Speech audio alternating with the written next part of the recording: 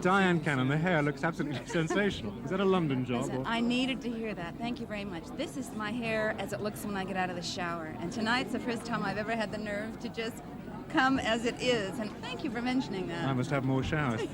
Now, you're making the Revenge of the Pink Panther, aren't you, at the moment? What happens in that one? Where does it take our intrepid hero? I just must tell you that I've never had such a good time making any film in my life.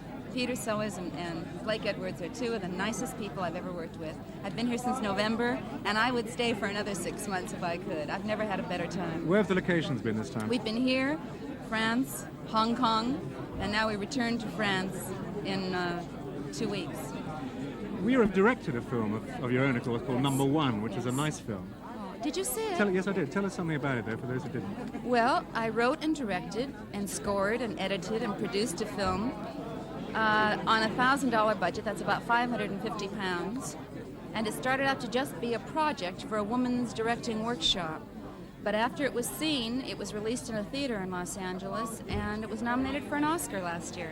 As a result of that, 20th Century Fox has now approached me, and I'm producing and directing a feature for them. What is it? Of the same, not the same story? No, it has nothing to do with the same film. It's just a story about relationships. It has nothing to do with Number One.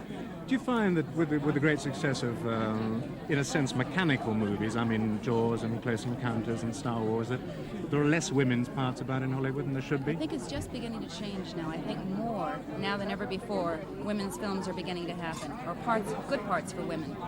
Films that show full-bodied women instead of women in limited ways, you know. Do you find directing more satisfying then? Oh, yes. I love acting, and I'll never stop doing that, but directing's a big enough thought. You're involved in everything that goes on that set, everything. You involve everything in your thought, not just how does my hair look and let's do the lines, and it's not enough anymore.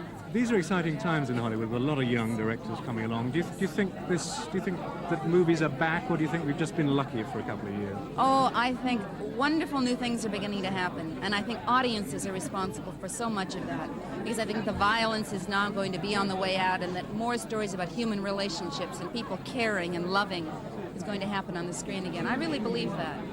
So, thank you very much. You're very persuasive. Good.